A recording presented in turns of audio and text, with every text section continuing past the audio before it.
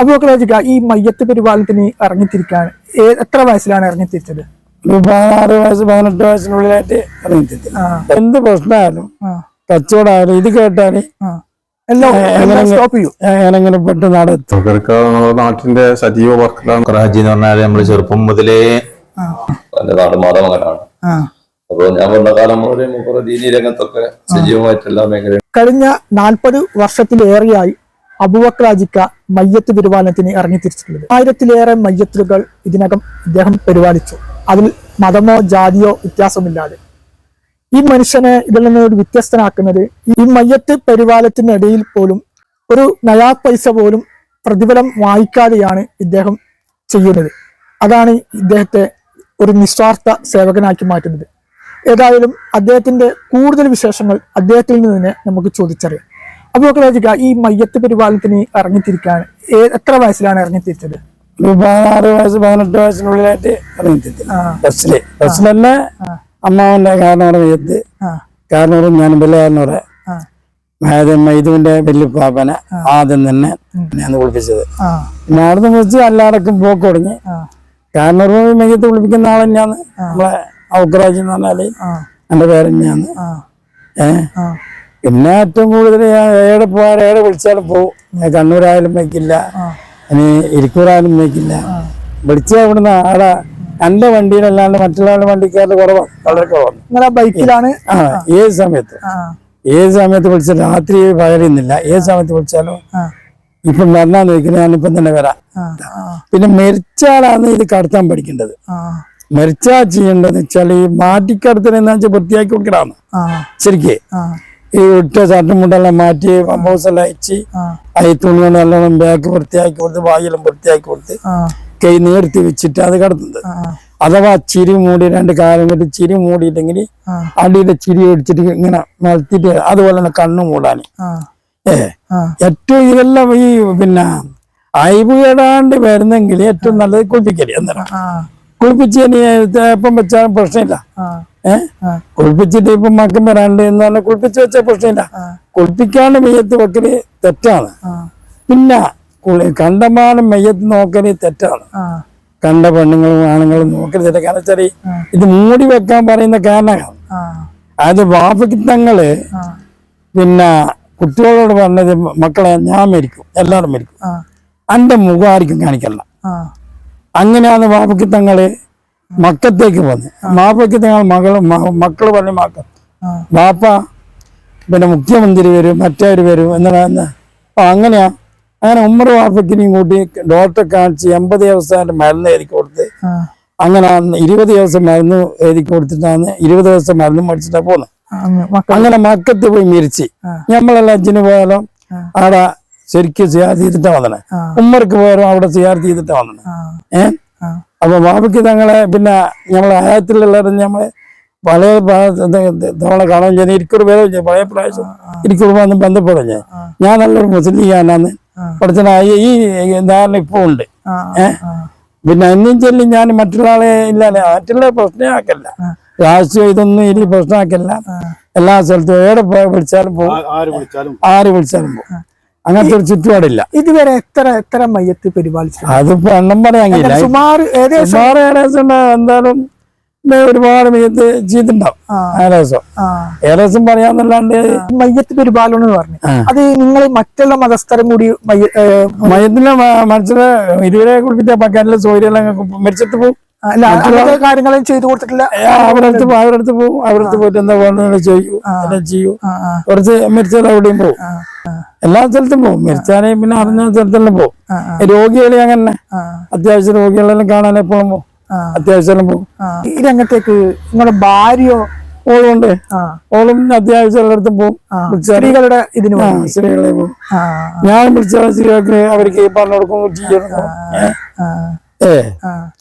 പക്ഷെ ഈ ഇത്ര കാലത്തോളം നിങ്ങൾ ഇപ്പം പറയുന്നത് 15-16 വയസ്സ് മുതൽ നിങ്ങളുടെ അമ്മാവന്റെ ഇതിലാണ് വരാൻ കാരണം എന്ന് പറയുന്നത്. ഇപ്പൊ ഏകദേശം നിങ്ങൾക്ക് ഇപ്പൊ എത്ര വയസ്സായി? എനിക്കിപ്പോ 75 വയസ്സായി. ഇപ്പൊ 75 വയസ്സ് കഴിഞ്ഞു. അപ്പൊ അങ്ങനെ വെച്ച് നോക്കുമ്പോ 50 വർഷത്തിലേറെ ആയില്ല. ഞാൻ നേരത്തെ 40 ആദ്യം കുടിച്ച കുറെ കാലത്ത് ഉണ്ടായിട്ടില്ല. എന്ത് പ്രശ്നമായാലും കച്ചവടമായാലും ഇത് കേട്ടാല് എല്ലാം സ്റ്റോപ്പ് ചെയ്യും. എങ്ങനെ പെട്ടെന്ന് അവിടെ എത്തും. എല്ലാം സ്റ്റോപ്പ് ചെയ്തിട്ട് അജിക്ക് അവിടെ എങ്ങനെങ്കിലും എത്തും. ഒരു കച്ചവടം ഒന്നും നോക്കൂല. അന്നേരം പിന്നെ കച്ചവടം ശ്രദ്ധിക്കൂല, ഒന്നും നോക്കൂല. അത് വലിയൊരു പുണ്യമുള്ള ഒരു കാര്യമല്ലേ. കാരണം ഏത് സമയത്ത് പായരാക്കാൻ വിളിച്ചാലേ ഈ ഫോൺ എപ്പോ ഓണായിരിക്കും. പള്ളിയിൽ പോകുമ്പോ മാത്രം ഓഫാക്കും. പള്ളി നിസ്കരിക്കുമ്പോ ഓഫാക്കും, രാത്രി ഒന്നും ഓഫാക്കിയില്ല. ഏത് സമയത്ത് വിളിച്ചാല് ഇന്നത്തെ ചെറുപ്പക്കാർ താല്പര്യം വരുന്നുണ്ട്. ബാക്കി ഒരു പ്രാവശ്യം വരും, രണ്ടാമത്തെ പ്രാവശ്യം ഉണ്ടാവില്ല. ഇല്ല, അവർക്ക് താല്പര്യം ഇല്ലാത്തല്ല, പക്ഷെ അതിന് മെനക്കേടുന്നില്ല. ഈ കൊറോണ സമയത്തുണ്ടായ ഒരു അനുഭവങ്ങൾ എന്ന് പറയുന്നത്, കൊറോണ സമയത്ത് പല ആളും കൊറോണ വന്നിട്ട് ഞാൻ കുളിപ്പിച്ചേ. ഞാനൊക്കെ ആ കൊറോണ പ്രശ്നമാക്കിയിട്ടില്ല. കൊറോണ വന്ന കേസ് വന്നാലും ഞാൻ പോയിട്ട് കുളിപ്പിക്കാൻ അങ്ങനത്തെ പ്രശ്നം പോലീസുകാർ തടയും. ഞാൻ പറയും ഞാൻ അങ്ങനെ ചെത്ത് പോകുന്ന കുളിപ്പിക്കും. ഇതുവരെ അങ്ങനത്തെ കേസ് വന്നില്ല. അപ്പൊ ഈ കൊറോണ സമയത്ത് പോലും ഒഴിവാക്കിയില്ല, ഇത്ര കാര്യങ്ങൾക്കൊന്നും ഒഴിവാക്കിയിട്ടില്ല. ഇതിനെല്ലാം ഇനിയിപ്പോ അടുത്ത ഈ ഉദ്ദേശം എന്താണ്? ഇപ്പോ ഇതന്നെ ഉദ്ദേശം പഠിച്ചോണ്ട് മരിക്കുന്നവരുടെ ആരോഗ്യം ഉണ്ടെങ്കിൽ പോണം, വേറെ പ്രശ്നമില്ല. അപ്പൊ ആദ്യത്തെ ഗുരു എന്ന് പറയുന്നത് നിങ്ങളെ സ്വന്തം കാരണം അബൂബക്കറാജി അല്ലേ? അദ്ദേഹത്തിന്റെ പേര് അബൂബക്കറാജി എന്നാണ്. അദ്ദേഹത്തിന്റെ മകളെയാണ് കല്യാണം കഴിച്ചത്. എത്ര മക്കളുണ്ട് നിങ്ങൾക്ക്? ഭാര്യയുടെ പേരെന്താണ്? ഭാര്യന്റെ പേര് ആസിയ, ഉമ്മാന്റെ പേര് ആസിയ. മക്കൾ എത്രയുണ്ട്? മക്കള് പിന്നെ 4 പെണ്ണൂരാണ്. ഇബ്രാഹിം മൂത്ത്. മക്കള് 3 4 കല്യാണം കഴിഞ്ഞു. അൽഹംദുലില്ലാഹ് മക്കളും പേരമക്കളും ആയിട്ട് സന്തോഷമായിട്ട് ജീവിക്കുന്നു. നാലാളെ ഭാര്യ. ഈ 9 ആളെ വീട്ടിൽ പോകാൻ അരമണിക്കൂറേ കൊണ്ടു. എന്റെ ചുറ്റുപാട് തന്നെയാണ്. അല്ലെന്തരം അവർക്ക് 4 ആൾക്കും വീടായി. അല്ല അൽഹംദുലില്ലാഹ് ഇവിടെ 2 കച്ചവടക്കാരനാണ്. ഇപ്പൊ എനിക്ക് തോന്നുന്നു അബൂബക്കറാജിക്ക ഇപ്പൊ 10-75 വയസ്സായിട്ടും പൂർണ്ണ ആരോഗ്യവാനാണ്. ഇതുപോലെയുള്ള ഒരു നിസ്വാർത്ഥ സേവനം പടച്ച സർവശക്തന്റെ ഒരു അനുഗ്രഹം തീർച്ചയായിട്ടും. അല്ല ഇപ്പൊ ഷുഗർ വേറെ എന്തെങ്കിലും അനുബന്ധമായിട്ടുള്ള ഊർജോത്സവനാണ്. അതും വലിയൊരു ആക്ടാണ്. നമ്മളിപ്പോ ഒരാളെ ബുദ്ധിമുട്ടിക്കാതെ രീതിയിൽ ജീവിക്കാന്ന് പറയുമ്പോൾ തന്നെ അൽഹംദുലില്ലാഹ് ബുദ്ധിമുട്ടിക്കാതെ ജീവിക്കുക, അതോടൊപ്പം തന്നെ ബുദ്ധിമുട്ടില്ലാതെ ഈ ലോകത്തോട് വിട പറയുകയും ചെയ്യാന്ന് പറയുമ്പോ അത് തന്നെയാണ് ഏറ്റവും വലിയ സമ്പാദ്യം. ആരും അങ്ങനെ ആരോഗ്യം തന്നെയാണ് മെയിൻ. ഇപ്പൊ അബൂബക്കറിനെ കുറിച്ചിട്ട് എന്താണ് അബൂബക്കർക്ക് നമ്മുടെ നാട്ടിന്റെ സജീവ വർക്കറാണ്, നാട്ടിൽ സേവനത്തിൽ ഒരാളാണ്.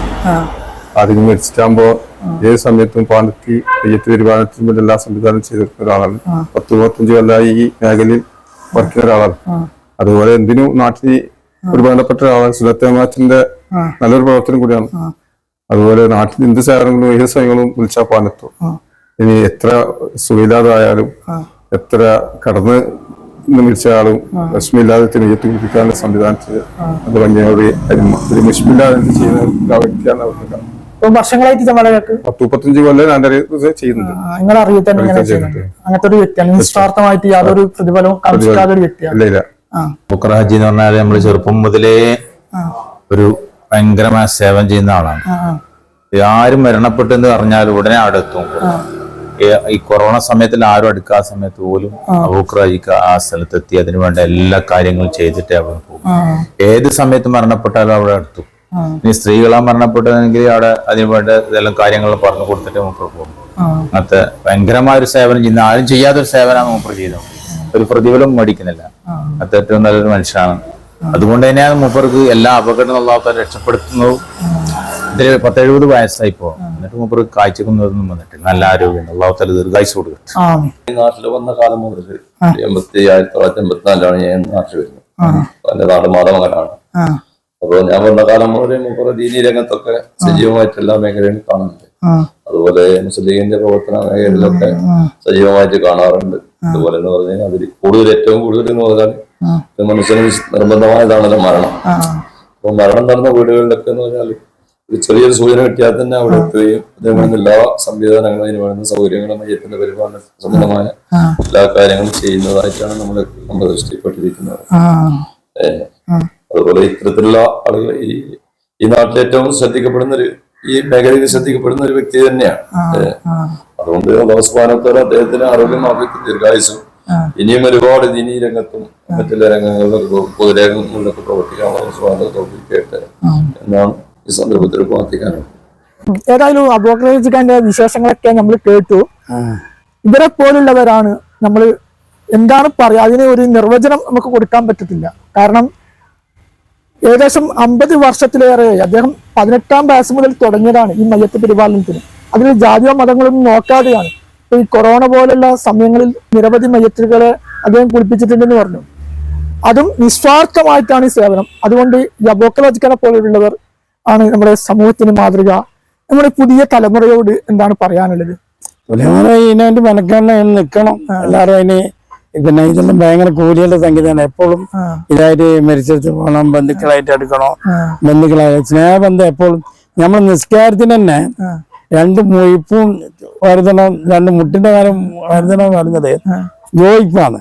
അതന്നെയാ ജോയിപ്പ്. ഏറ്റവും കൂടുതൽ ജോയിപ്പ് അതന്നെയാണ്. നമ്മൾ നിസ്കാരത്തിന് പറഞ്ഞ പോലെ തന്നെ അടുത്തേക്കാൻ പറയുന്ന കാരണമാണ്. ഇതല്ലാതെ ബന്ധം. ഏതായാലും ഒരുപാട് വിവരണങ്ങൾ അദ്ദേഹം തന്നു. അത് തീർച്ചയായിട്ടും നിങ്ങൾക്കൊരു ഉപകാരപ്രദമാവുന്ന ഒരു വിവരണങ്ങളാണ്. നമുക്ക് ഇതോടുകൂടി നമുക്ക് ഇപ്പോൾ അവസാനിപ്പിക്കാം.